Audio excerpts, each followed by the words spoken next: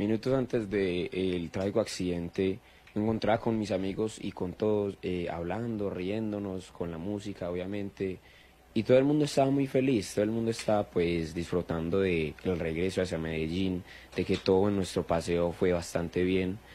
Eh, y después que una vez esto se acabó, pues cada uno se fue a su asiento a dormir, ¿sí? Y después de ahí, pues cuando yo ya estaba en mi asiento, que pude conciliar el sueño, fue cuando pasó el accidente. David, pero usted decía que el vehículo había reportado fallas. ¿Qué contaba usted que evidenciaron por el camino?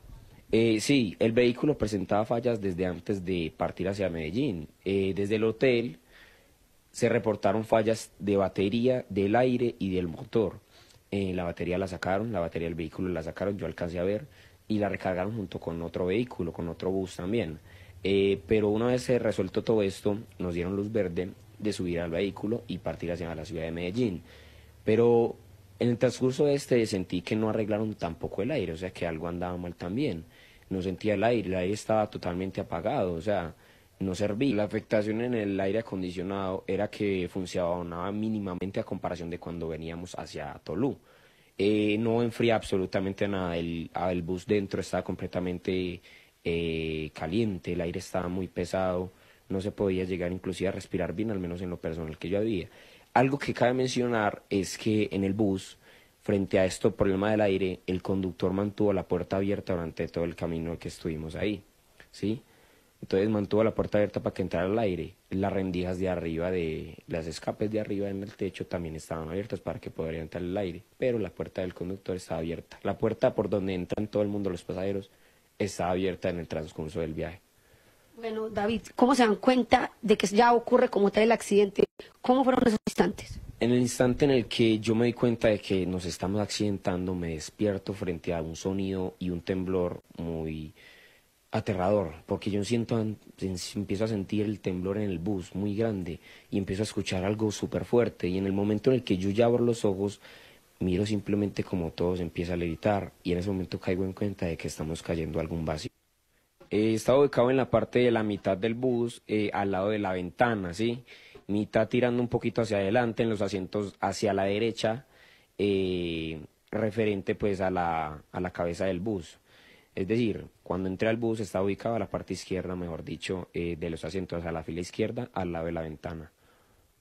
David, y en el momento en el que usted cobra conciencia de lo que está pasando, claramente usted siente que está cayendo, ¿cómo son esos segundos después del accidente?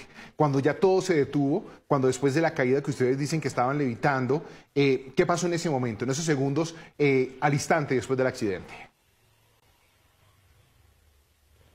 En los segundos... Bueno, volvimos a perder abro en los estos ojos momentos. y veo absolutamente nada más que... Hola, Hola David, te escuchamos. hola. Bueno, en el momento en el que yo me despierto, no abro los ojos, veo más que nada, más que una rendija, por lo que entra un poquito de luz, pero no había absolutamente más nada, más que oscuridad. En ese momento veo que estoy un poquito atrapado e intento subir por ahí, por escaparme, y lo logro. Una vez que yo estoy arriba de la parte del bus, en la parte superior, escucho y empiezo a escuchar los lamentos, empiezo a escuchar los gritos de ayuda, empiezo a ver también cómo mis compañeros están intentando salir y ver también lamentablemente gente fallecida.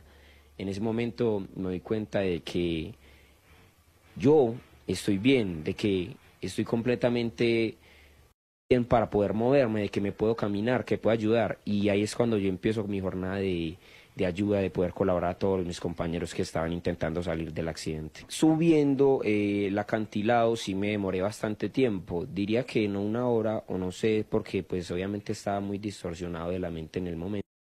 Siento que sí también fue bastante el tiempo que transcurrió subiendo el acantilado, pero arriba ya estando en la carretera, alrededor de una hora, si no es más, me demoré en encontrar, aunque sea que parara, perdón, algún vehículo, porque pasaban alrededor más de 100 vehículos entre tractomulas, camiones, buses, motos particulares, y no había ninguno que parara. Nos veían todos perfectamente porque nos hacían luces inclusive y nos esquivaban, pero ninguno paraba, hasta que pues al transcurrir del tiempo llegó a a parar una tractomula por fin. Bueno, un panorama doloroso también en ese trayecto es algunos compañeros heridos, otros que trataste de ayudar de manera desesperada que estaban en árboles.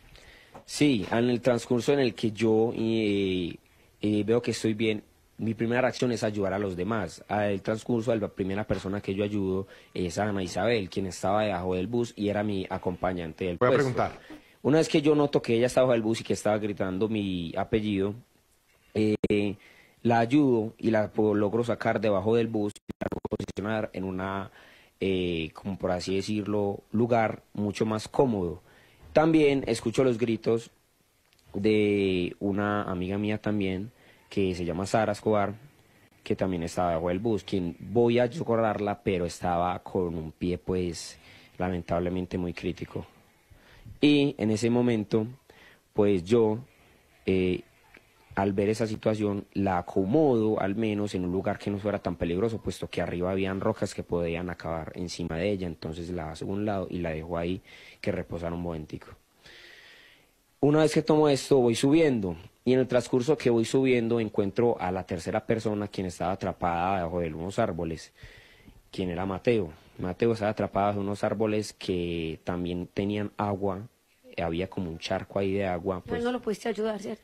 A él fue el que yo intenté ayudar, puesto que tenía varios árboles encima, tenía muchas ramas encima, y se las intenté arrancar de arriba, y se me hizo imposible porque eran muy pesados o estaban muy atrancados en sí. Él me contaba de que tenía algo que no lo dejaba salir tampoco, o sea que estaba atrapado también de alguna extremidad de su cuerpo. Estás diciendo que cada vez que ayudas a alguien, hacías como una oración o algo, como Señor, ayúdame a continuar. En el momento en el que yo rescato a mi amiga Ana Isabel, me siento exhausto, era como si gastara todas mis energías intentando socorrer a las personas. Entonces una vez que yo socorrí a alguien, solamente le pedí a mi Señor, a Dios, que me diera fuerzas para ayudar a alguien más, para poder siguiendo ayudando. Y siempre que sacaba a alguien, siempre que ayudaba a alguien, terminaba exhausto y le pedía, por favor, Señor, dame un poco más de tiempo, un poco más de fuerzas para poder seguir. Y así sucesivamente fui subiendo hasta arriba, exhausto. En el momento en el que yo subo hasta arriba, de donde está una alcantarilla, sí, que me encuentro a la tercera persona que subió conmigo a la superficie, que es Nicolás Ochoa, estaba gravecito, pero aún así podía, pues, caminar, podía subir. En ese momento en el que yo llego al punto del alcantarillado, veo a una pared de, yo diría que 30 metros de altura, 40 metros de altura, y no, en ese momento sentí como si hubiera perdido toda esperanza de sobrevivir, como si yo no podría hacer nada más. Pero aún así, algo me decía que no me podía rendir y que que yo era la única esperanza de que esas personas, de que esos compañeros podían escapar de ahí. Y solamente le pedí a mi Dios que me diera una oportunidad, que me diera una luz, que me diera una señal de que yo saliera de ahí.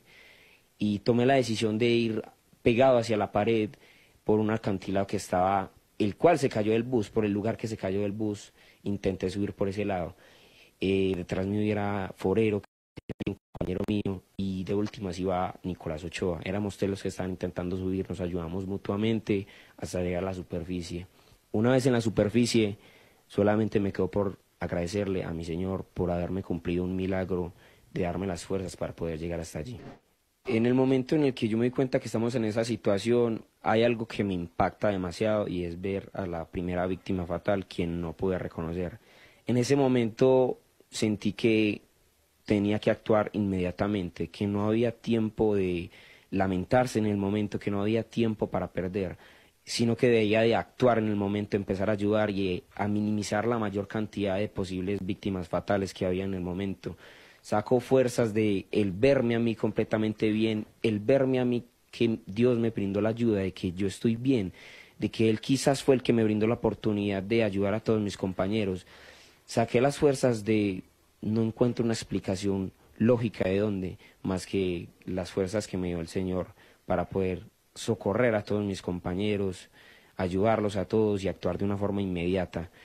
Menos mal pude, por así decirlo, tener una mentalidad como una tranquilidad en el momento del accidente, el no gritar. En ningún momento grité más que si no fuera para preguntar cómo estaban, cómo se encontraban y en dónde estaban. Siento que eso fue lo que me ayudó demasiado, el mantener la calma, el mantener la tranquilidad y actuar de una forma firme, controlada y muy directa frente a la situación.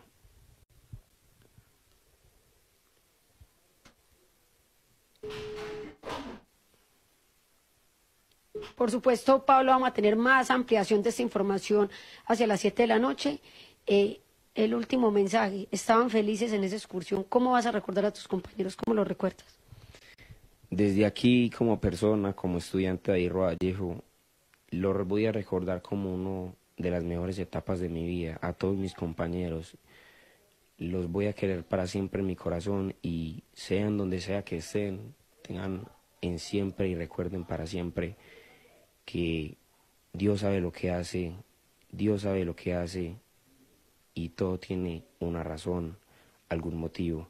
Así que desde mi parte, mi mayor mensaje sería que no pierdan la esperanza ni la fe, de que todo puede mejorar, de que la fe es su mayor ayuda y de que jamás pierdan la esperanza de que todo puede brindar a un mejor lugar. ¿Qué lesiones tienes tú, David? En este momento tengo golpes por toda la zona de la espalda, tengo un pie totalmente hinchado, el pie derecho, tengo un rayón, un rasguño muy grande en la zona del glúteo y más nada grave. Sentiría que eso es mis heridas que tengo, heridas leves gracias a Dios.